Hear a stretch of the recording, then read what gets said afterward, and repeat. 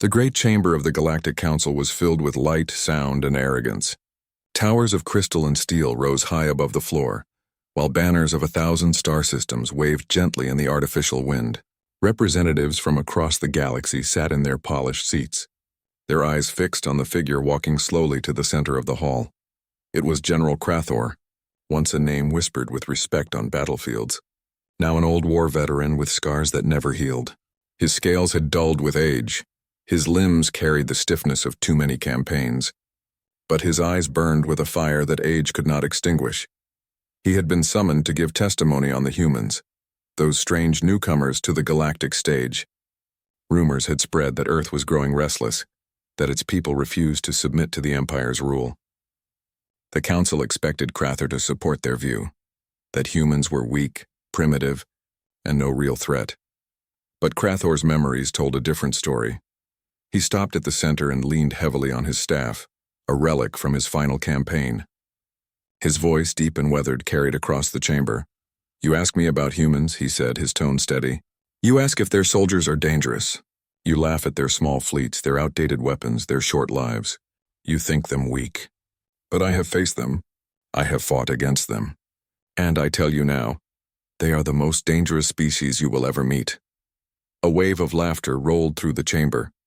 Delegates whispered to one another, some smirking, others shaking their heads. To them, Krathor's words were nothing but the ramblings of an old soldier. The High Chancellor raised a hand.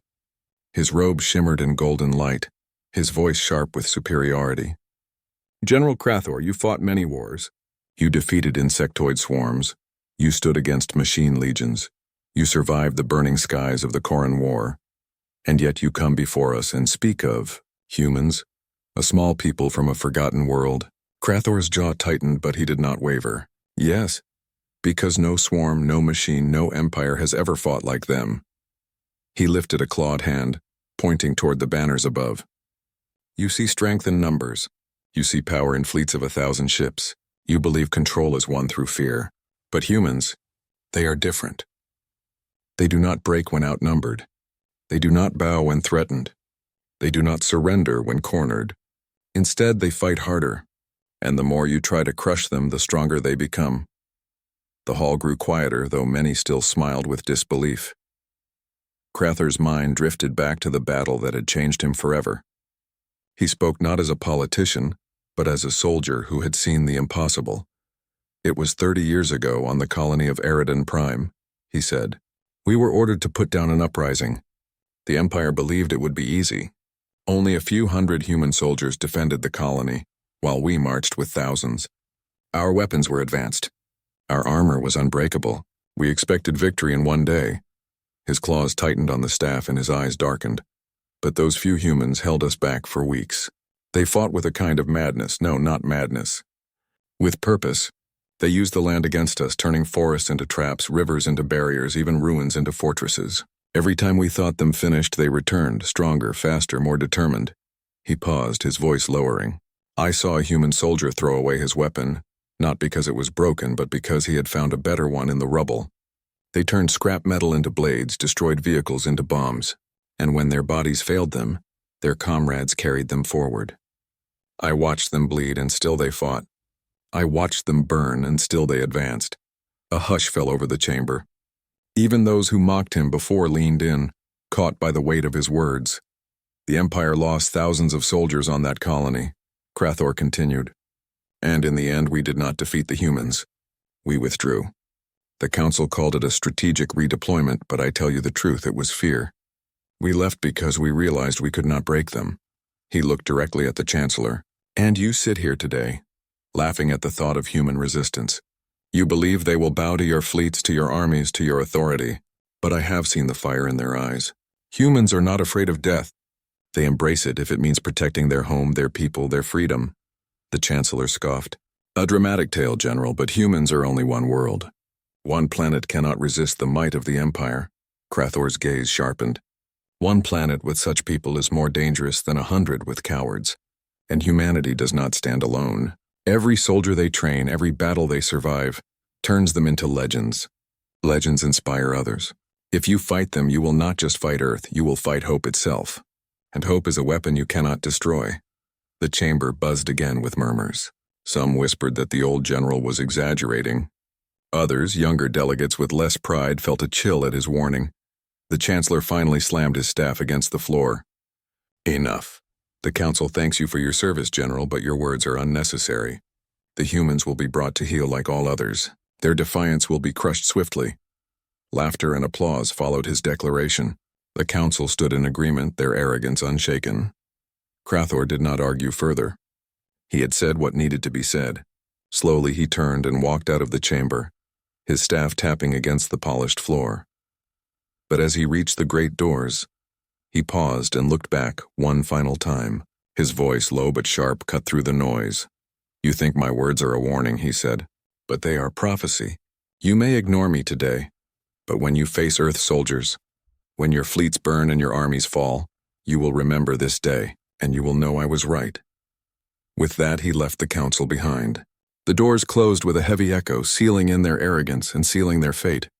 Outside, the stars shone cold and silent. And somewhere on the small blue planet called Earth, soldiers trained, prepared, and waited. The galaxy would learn soon enough. The fleets of the Galactic Empire moved with confidence, their engines burning bright as they entered the Sol system. Great warships shaped like blades and spears cut across the void, their hulls covered in the colors of the Empire. Each vessel was equipped with weapons that had destroyed civilizations before. The Council had promised its people that Earth would fall quickly, a show of strength to remind the galaxy of imperial power. At the head of the fleet was Admiral Raxer, a proud commander known for his ruthless victories. He stood tall on the bridge of his flagship, his voice filled with arrogance as he gave orders. "We will strike Earth's orbital defenses first. Break them and their world will kneel." His officers cheered in agreement. To them, this was not a war but a parade. They expected surrender, not resistance. But Earth had been waiting. Earth's preparation for years, whispers of the Empire's coming had spread across human governments. Instead of bowing, humanity united. Soldiers from many nations trained side by side. Scientists worked around the clock, building weapons and shields from old technology mixed with new ideas. They knew they could not match the Empire ship for ship, but they had something the aliens did not: creativity and desperation. On the surface of Earth, families gathered in shelters while soldiers stood ready. In orbit, a modest fleet of human warships waited near the shadow of the moon. They were smaller, less advanced, and fewer in number compared to the Imperial fleet. Yet their crews stood firm. Among them was Captain Elena Torres, commander of the human warship Resolute. She watched the alien fleet appear on her screens, her face calm though her heart pounded. She knew history was about to be written. "Remember your training," she told her crew. "We may be outnumbered, but we are not outmatched. Use the terrain. Trust one another. And no matter what happens, do not give up." Her words carried through the ship like fire. Every human on board straightened, their eyes filled with determination. "The battle begins," Admiral Raxer ordered the first strike. Imperial warships opened fire, beams of light and waves of plasma cutting through the darkness.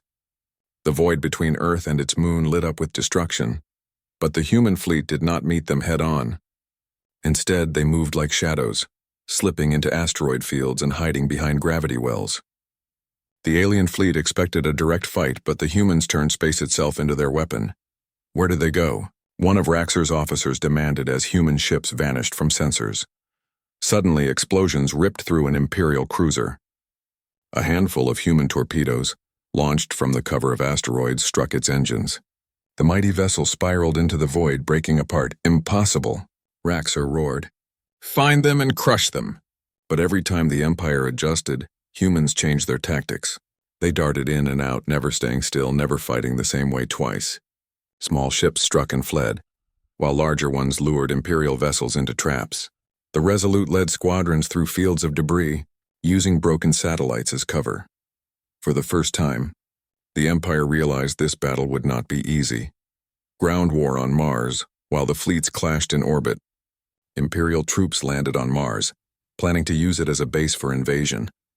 They marched with heavy armor and weapons, certain that humans could not resist on the ground. But waiting for them were Earth soldiers, Marines trained in harsh deserts and mountains, wearing simple armor but carrying unbreakable will. The red dust of Mars became a battlefield unlike any the Empire had seen. Human soldiers used tunnels and caves to launch ambushes. They planted explosives under the soil, turning the terrain into traps. Every ridge became a fortress, every canyon a kill zone. An Imperial commander, watching his forces fall to smaller human squads, shouted in disbelief, "They fight as if they know no fear." And he was right. Even when outnumbered, humans did not retreat. Wounded soldiers kept firing.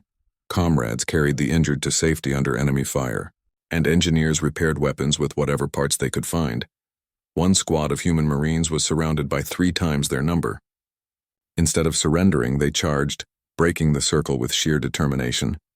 The survivors raised their flag in the dust, a signal to all watching that humanity would never bow. Shock in the Empire news of the resistance spread through the Imperial fleet. Officers whispered nervously, remembering the testimony of General Krathor. His words, once mocked, now echoed in their minds. Humans do not break when outnumbered. They do not surrender when cornered. Admiral Raxer tried to hide his fear. He ordered more ships forward, sending waves of forces against Earth. But the more he pushed, the harder the humans fought. On the Resolute, Captain Torres smiled grimly as her crew celebrated another victory. They had destroyed an Imperial destroyer using nothing but decoys and clever timing. They expected fear, she said. Instead, they found us ready. The turning point. The battle reached its climax near the orbit of Earth. The Empire deployed its super dreadnought, a ship so large it blocked out the stars. Its cannons were powerful enough to shatter continents. The Council had called it invincible, but humans were not afraid. Captain Torres gathered the fleet for one last plan.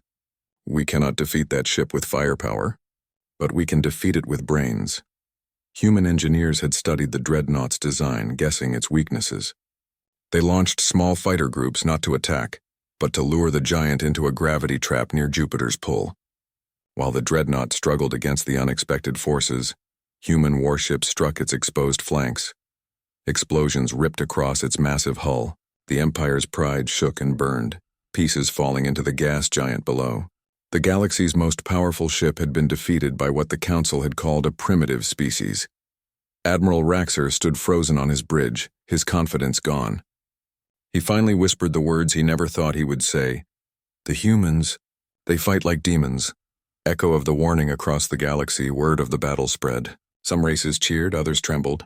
And on the Imperial homeworld, the Council watched in silence as their fleet reported losses.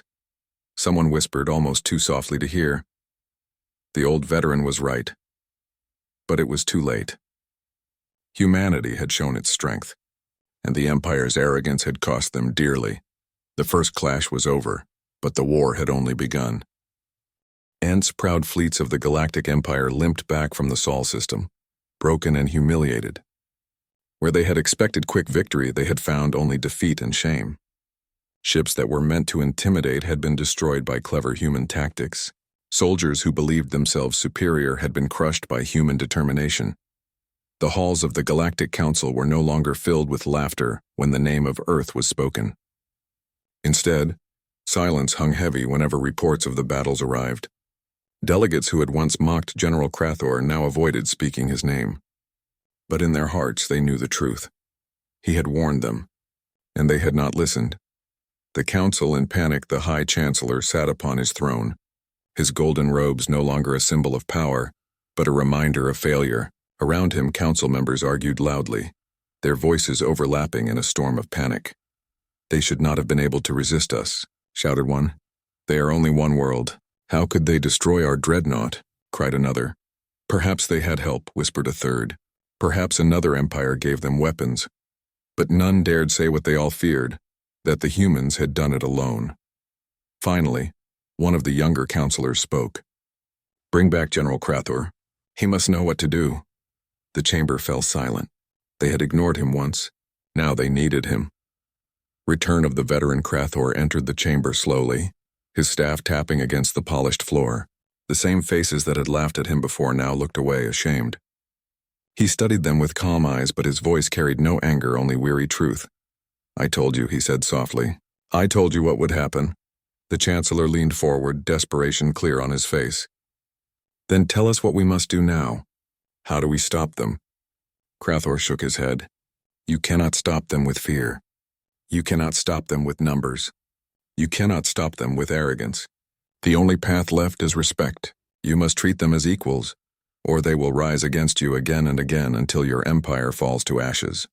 Murmurs filled the hall. Some rejected his words, still blinded by pride, but others, wiser now, nodded. They remembered the fleets destroyed, the armies defeated, the dreadnought lost. Humanity strikes back. While the council argued, humanity did not rest. Their leaders, emboldened by victory, prepared to push outward. No longer would Earth hide in fear of larger empires. Instead, they carried the war to the stars. Human fleets crossed into imperial space, striking supply lines and outposts. Soldiers who had once defended their homes now liberated alien worlds under imperial control. Wherever they went, oppressed races cheered and raised human banners, inspired by the stories of Earth's courage. Captain Elena Torres and the crew of the Resolute became legends. Her name spread across the stars as the commander, who had led the battle that destroyed the Empire's dreadnought. To many, she was proof that humans were not just survivors but leaders. On Mars, the soldiers who had defended the red dust were celebrated as heroes. Songs were written about their bravery, and their tactics were studied by species who had long lived in fear of the Empire. The Empire's realization, and the tide turned. The Empire began to fracture. Worlds at the edge of its reach questioned their loyalty. Soldiers refused orders, unwilling to face humans again. Fear spread not among the weak but among the powerful. In one council session, a shaken commander described what he had seen. They fight as if every battle is the last.